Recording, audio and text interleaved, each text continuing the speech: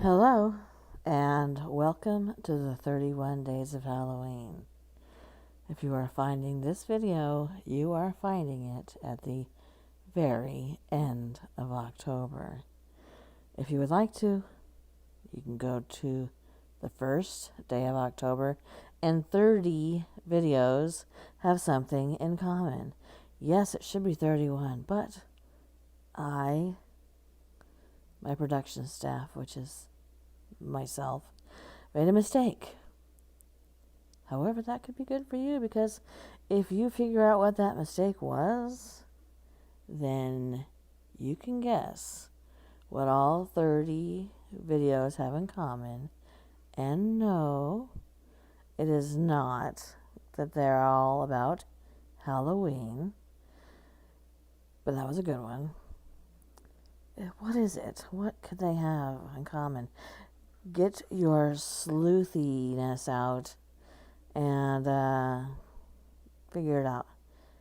Because if you tell me what 30 days or 30 videos have in common, you can win some money. I'll give you an Amazon gift card for free. Also, if you are not feeling sleuthy or just cannot figure out what it is, you can enter to win by leaving a comment below. That automatically enters you into the contest. And after the 31 days of Halloween, I will name who the winner is, and you will receive free money to spend at Amazon. And who doesn't like free money? Everybody likes free money. Okay, today we are going to talk about a man who apparently disappeared off the face of the planet. Let's go. At around 11 a.m. on August 23, 2008, 51-year-old Mike Hearon was last seen on his four-wheel drive ATV heading towards some heavily forested land on his own 100-acre home on Bell Branch Road, Blount County, Tennessee. The area lies within the Great Smoky Mountains National Park. He was wearing a faded red t-shirt and pants, and this was the last time he was ever seen, as he apparently vanished off the face of the planet.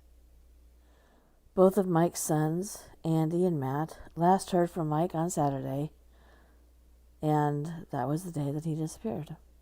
And he said that his dad called him about 9:30 in the morning to let him know that he was coming over to get a lawnmower that they shared to mow his property in Happy Valley. Matt, who was 25 years old, said that he got the exact same voicemail from his dad stating the same thing. He was coming to get the lawnmower. And he said that he passed his dad on Gateway Road as he was returning to his home that morning. Mike had the mower and was traveling toward East Lamar Alexander Parkway, which meant that he was probably heading towards Bell Branch Road. And he said that I didn't pick up on anything different, nothing peculiar. Matt and Andy said one of their dad's best friends had also talked to him on that morning, and he got no sense of anything being wrong. There was no stress in his voice. There was just the same type of conversation they usually had. Neighbors on Bell Branch Road even saw Mike later and told authorities that they saw him coming home around lunchtime. He was pulling into the neighborhood. About 30 minutes later, 2 other people reported seeing him on a four-wheeler and said that he waved to them as they drove down Bell Branch Road. Matt and Andy went on their weekends and said it was not unusual to not talk to their dad over the weekend. However, at about 2 p.m. the following Sunday, they said they got a call from their grandma, who was worried that she had not heard from Mike. At about 8:30 in the morning the following Monday, their grandmother called again and said that she had still not heard from her son. Andy decided to check his dad's condo on Brown Court off of Amarine Road, where he stayed 3 or 4 nights a week to be close to work. Mike was a builder, and both of his sons worked with him as licensed contractors. Andy and Matt said that 2 of their dad's 3 vehicles, a car and a motorcycle, were still in the garage. His bed was made, and the lights were off. Their grandmother decided to go and check the Bell Branch Road residence, where their grandfather had seen Mike's truck earlier that weekend while passing through. She told Andy and Matt that his 4-wheeler was still there, and that the lawn hadn't been mowed. Andy and Matt immediately drove to the residence. They said that the windows of their dad's truck were rolled down, the doors were unlocked, Mike's keys, his ID clip, his money, and his cell phone were still in the vehicle. They also realized that the 4-wheeler their grandmother had seen was an old ATV, and that the newer 4-wheeler was missing. Mike's truck was also parked in an unusual position that he would not have normally left it in, given that a bus parked on Mike's property, and Mike always moved the truck before the bus came to park for the night.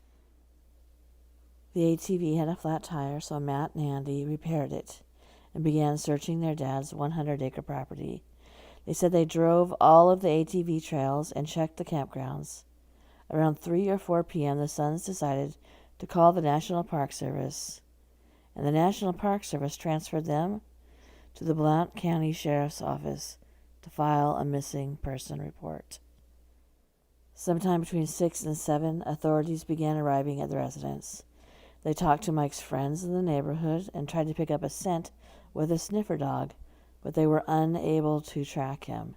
And just to take a break for just a minute, is it just me, or in these stories where people go missing, just vanish, do the tracker dogs often never pick up a scent, or only pick up a scent for a short time and then they lose the scent?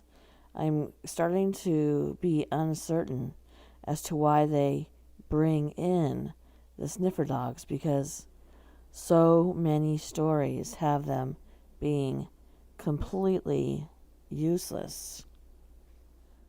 They agreed that members of the sheriff's office, Park Service, emergency personnel, and the family would meet before daylight the next morning to search. In the meantime, as does happen often in cases such as these, it began to rain heavily.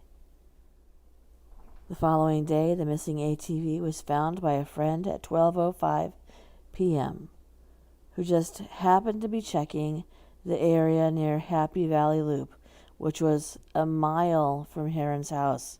It was not on his property, and it was on a road that Mike never drove on. And he said it was not found in a location that his dad frequented.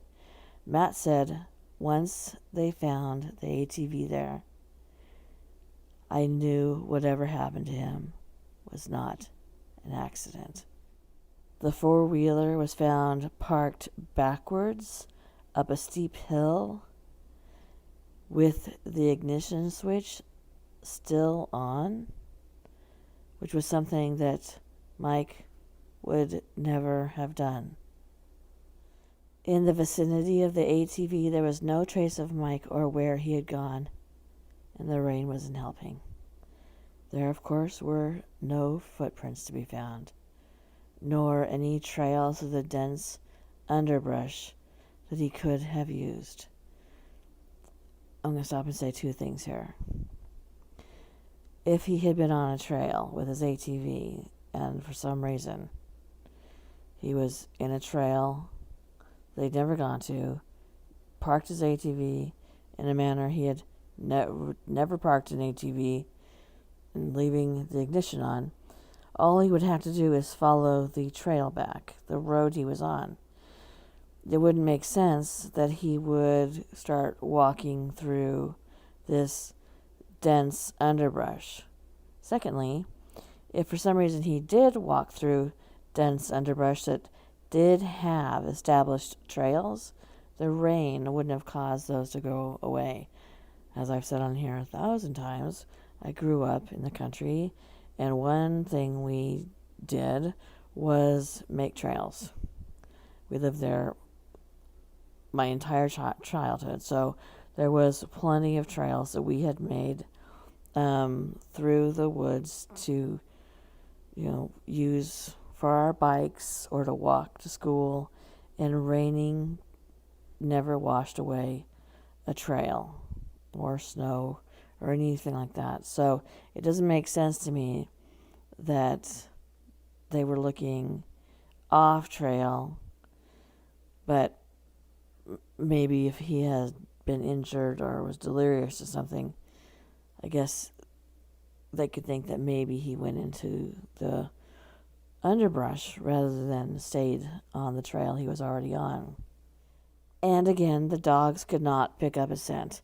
The only place they had picked up a scent was at the truck that he had been driving earlier, with a trailer attached that had the lawnmower in it. The searchers could find no evidence of an animal attack or foul play.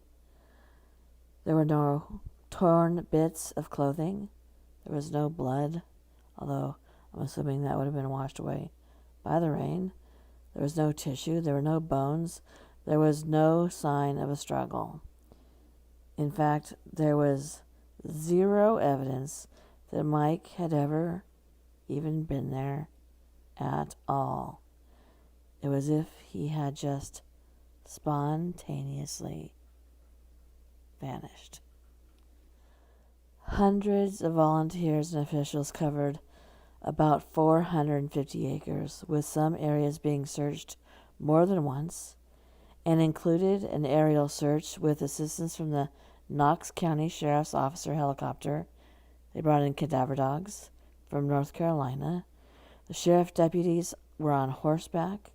Private citizens were on horses and ATVs, and grid searches were set up in the backcountry on foot. About 50 miles of the hiking trails were also searched. On Friday, the sheriff's office made the decision to scale back the search after nothing was found. Some people think that Mike went missing in a suspected drug deal gone bad, or by stumbling across an illegal pot farm.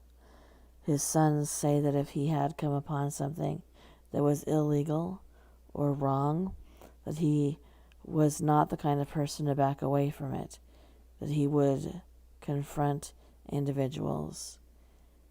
So maybe something happened, although in that case, again, there were no clues as to any struggle. There was no reason for his ATV to be backwards on a steep incline with the ignition switch still on. And the fact that the ignition switch was left on his ATV indicates that for some reason Mike had suddenly left the trail and didn't have time, didn't feel there was time, or maybe felt like he was hiding the ATV so he wouldn't be seen, and then jumped off and tried to get away so that nobody would see him. But his sons say that that is not in his personality. But you never know what it could have been that he encountered, too. They think that he saw or heard something in the woods, or that he was confronted by something or someone, forcing him to abandon his vehicle immediately.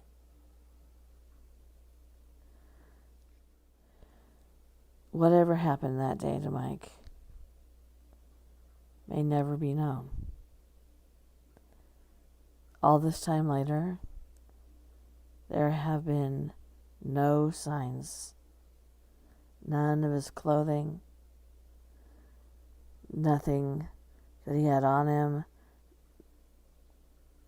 nothing.